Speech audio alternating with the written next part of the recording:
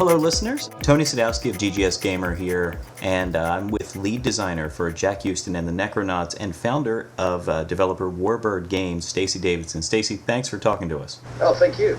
So let's start off with a bit about who you are and how you got to this point today, talking to little old me about Jack Houston and the Necronauts. Can you give us a little bio?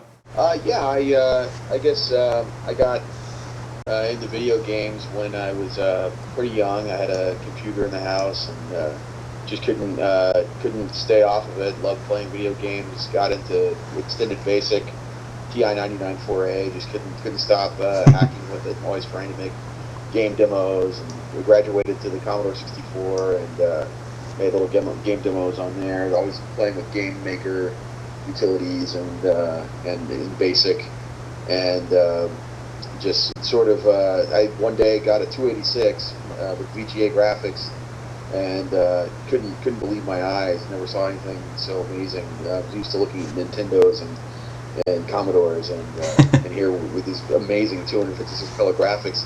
And the first games that I got to play with on the system were point and click adventure games like Space Quest 4 and King's Quest 5 and 6, and I just was never the same since. Yeah, right away fell in love. Speaking of point-and-click games, Jack Houston is a very stylized game with the stop-motion classic sci-fi aesthetic. Uh-huh. So here's a bit of a chicken and egg question to start off, I guess. When dreaming up the concept, which came first? Was it that stop-motion look or the campy storyline, or...? Well, I'll stop you right there at camp. I know it's easy to see pulp and think camp, but make no mistake, Jack Houston will be no more campy than the Christopher Nolan Batman. Oh, sure. No, I don't mean camp in a negative connotation. Oh, no, absolutely. That's the problem, though, is that there really hasn't been a lot of attention paid to the bubble helmet, ray gun kind of space world that Sure. hasn't been campy. And so I kind of want to do for that world what I'd like to think what Tim Burton did for Batman when he kind of made Batman dark again, taking a cue obviously from Frank Miller, but that was, I mean, at the time nobody could picture Batman being anything but goofy Adam West Batman, and that was a good thing. Everyone loved that, but what's wrong with that? And that why would Batman be dark? And then Tim Burton kind of showed people like this is why Batman is cool when he's dark. And it's funny because we've come so far now in our vision of Batman that I think Tim Burton's Batman seems extremely goofy compared to the what we have now, right, with the Christopher Nolan Batman movies. And I really hope that I can kind of shift some of the perspective of those old 50s classic sci-fi tropes into a more serious place as well, in that kind of same sense. An updated twist. Your real question, your real question, I guess, was what came first. Sure. That was really it wasn't the stop motion and everything. It was I wanted to make an adventure game, and I knew that I really enjoyed science fiction, and I haven't seen a whole lot of science fiction adventure games. The Space Quest games were hilarious, and they were comedies. I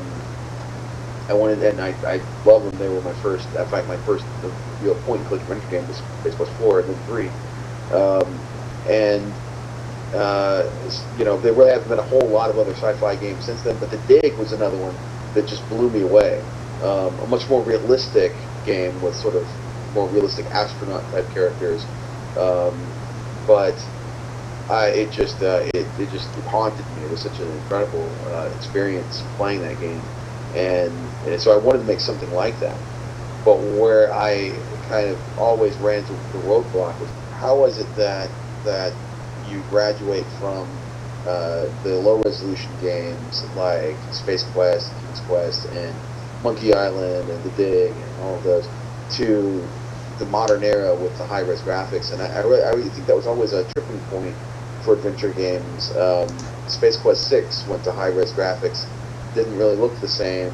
It was hard to figure out what do we do with all these extra pixels? What style do we take? Do we go with King's Quest 7 went with a cell animation for their first high-res game, and Gabriel Knight went 3D, and everybody kind of went a different direction, and I think a lot of people kind of lost whatever flair that was there that made it special.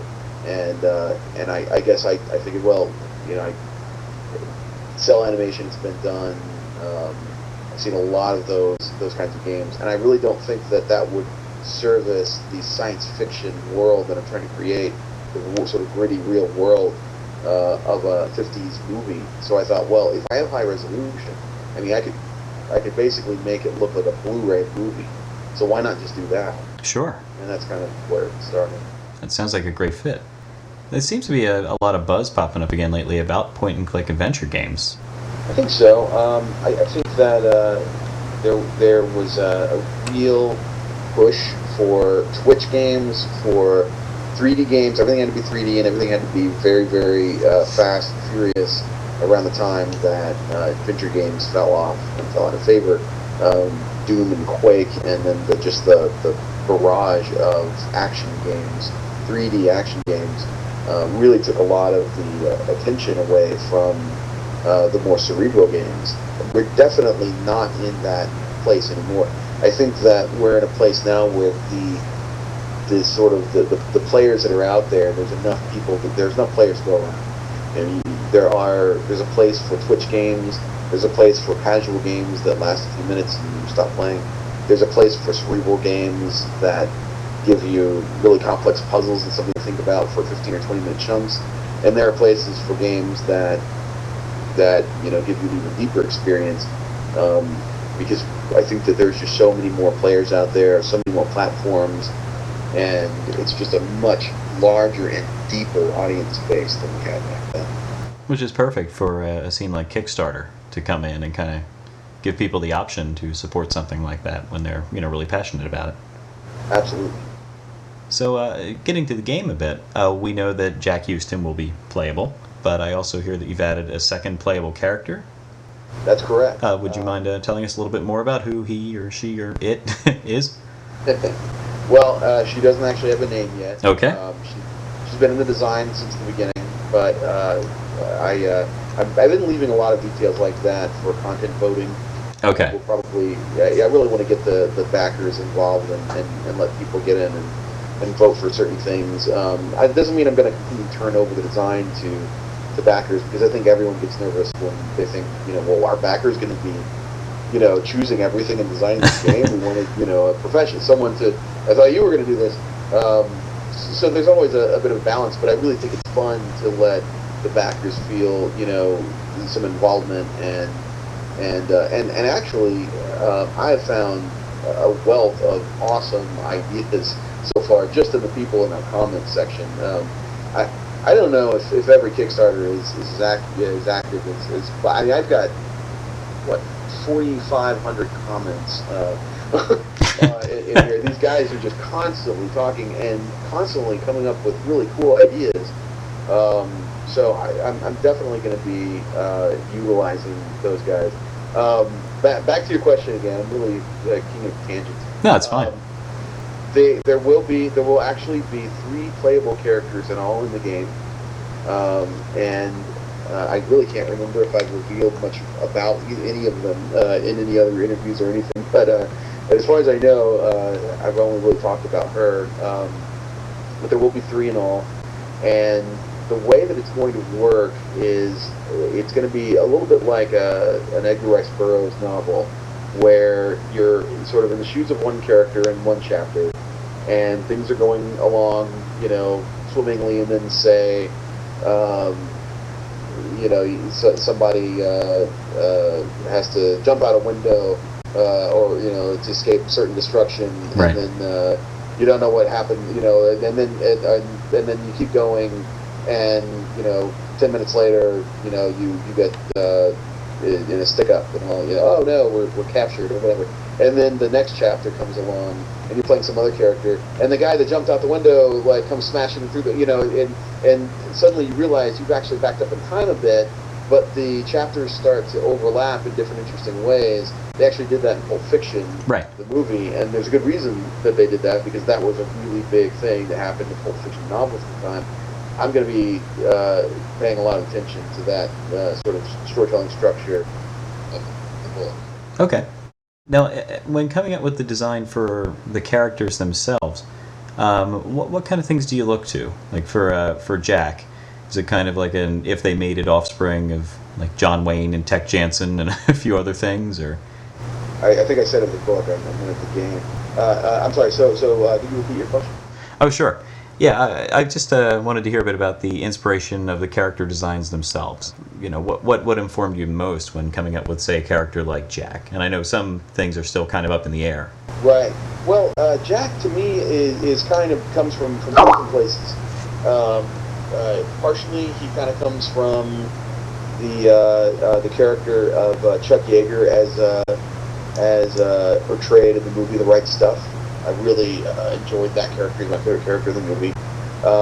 He's sort of a very independent, sort of cowboy kind of character who is a test pilot, and he kind of ends up getting in this interstellar adventure. His attitude-wise, as a playable character, I'm going to model him very much after Ben in Full Throttle. Okay. My favorite character ever, as far as a character to play in game. Just love that character. And there'll be a little bit of Boston Low from the Dig. So definitely an amalgam of some of the characters, the sort of macho characters that I really love to sort of, you just love to watch them be jerks. And I gave one instruction to the artist that created the illustrations that you've seen. When creating the female character, I said, I gave two instructions. I said I wanted to have dark hair, and I wanted to be a female Han Solo. Go. Cool. And so that's pretty much all. I mean, the guy's amazing. He just nailed exactly what I had in mind. One movie. He basically drew Han Solo, made it a woman, and put a bubble helmet on her. Boom. I even came up. I didn't even come up with it. He came up with the ray gun rifle, which I think is amazing. I've never seen a ray gun rifle before, but by golly, there's one right It's time. It's time. Time has come. I'm very excited about where it's going art-wise. One thing about Patrick Riley, who illustrated all this stuff, and this is one thing, I think this is a reason that we get along great, and he just nails it every time, is that his chief influence artistically is Frank Frazetta. And that was all I had to know. Right. Okay, then we can definitely work together.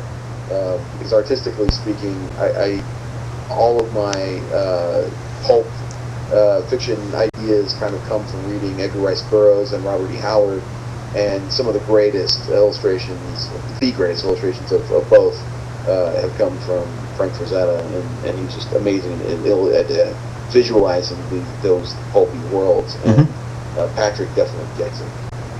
So let's talk a bit about the team dynamic. As far as the design team, at this point right now, I've come up with the story. I'm doing the designing. I'm doing most of that work. I am talking to a programmer who I've been in talks with for a while now, who it looks like is going to come in and assist with the creation of the engine. So it's basically going to be a two-man sort of development team as far as the nuts and bolts of creating the game go. As far as the special effects go, I may have the help of some of the special effects artists I've worked with.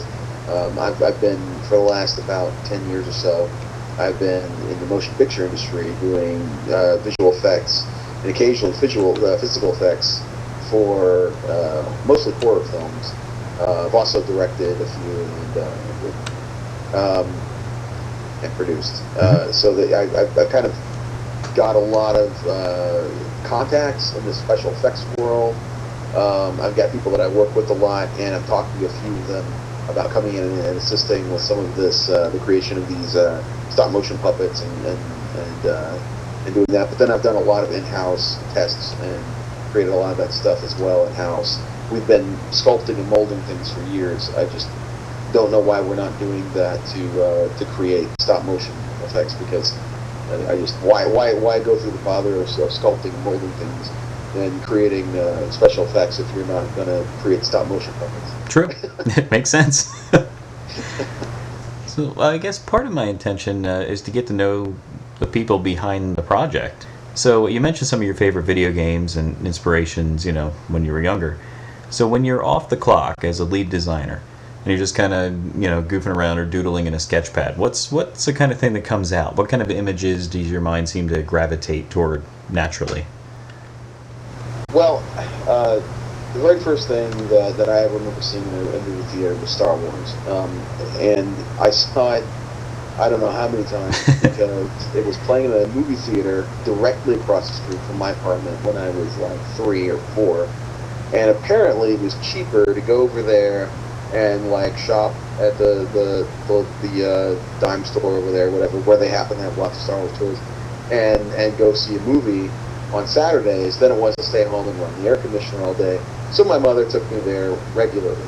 As a result, I saw Star Wars many times as a kid, and I'm sure it's warped me completely.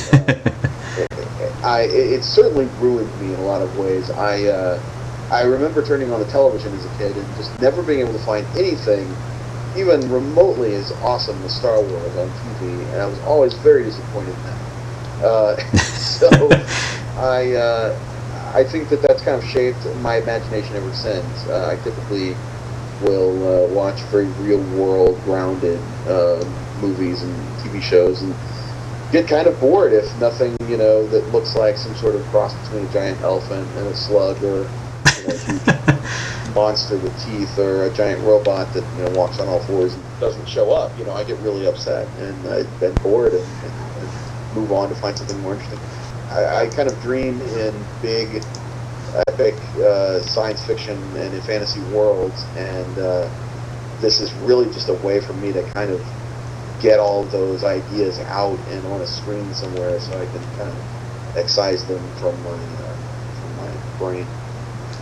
Well, yeah, that makes sense, and this is gonna be a great project to kind of funnel all of that into, obviously.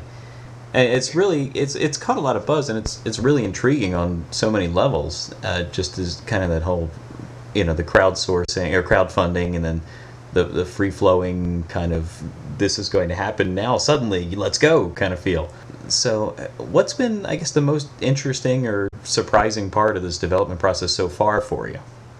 Oh, well, I definitely the outpouring of support from over 1,300 backers. I mean, there have been projects that had thousands and thousands of backers and got a lot more money than I did, but there have been a lot of projects that didn't make it, and the fact that I am a project that made it, that Jack Houston made it, is just incredibly exciting and humbling, and it gives me so much energy to know, and so much excitement to know that there are that many people out there that believe in the project, that want to see it happen, that are eagerly waiting to see the game come together. And the idea of being able to make the game and not have to sit there and make it in a dark corner alone and then eventually release it, but to actually be able to kind of allow people in on the process and share it and get ideas as it's coming along is really, really exciting to me. Absolutely. I know we've certainly been following it, and I guess that's all I really have for the moment. Anything else that you would like to tell us about the design process that you think I may not have touched on? Well, I just want to say that I'm really also excited about our composer, Ian Kelso. He recently composed the soundtrack for a movie that we did and won an international Best Score award. The guy is absolutely genius. I did see the track that was posted on the Kickstarter page. And I mean, he just blew me away with that track. I was actually hanging out with him at the film festival where we got the award, and we had worked together on horror stuff, and I went out to eat with him, went to a steakhouse, and had a beer, and really first time I ever got to just like hang out and talk with him. And I said, what inspired you to be a composer? And he said, Star Trek. As a kid, he went out and saw Star Trek, and the music was just so powerful and amazing, and it just, and I said, oh, well, I got to tell you about Jack Houston. Yeah. And so we started talking about that, and before I knew it, he had created a whole theme and sent it to me, and it was amazing, and he's on board, and I think that's going to elevate the game just tremendously. So with his music and the photo real sort of background ligatures and stop motion creatures and all of that. And then some of the stuff that the new programmer is going to bring in, I think is going to be really exciting as far as getting the game to sort of be very crisp and modern and visually smooth and work on multiple systems. And I think it's just going to be really, really exciting. Absolutely.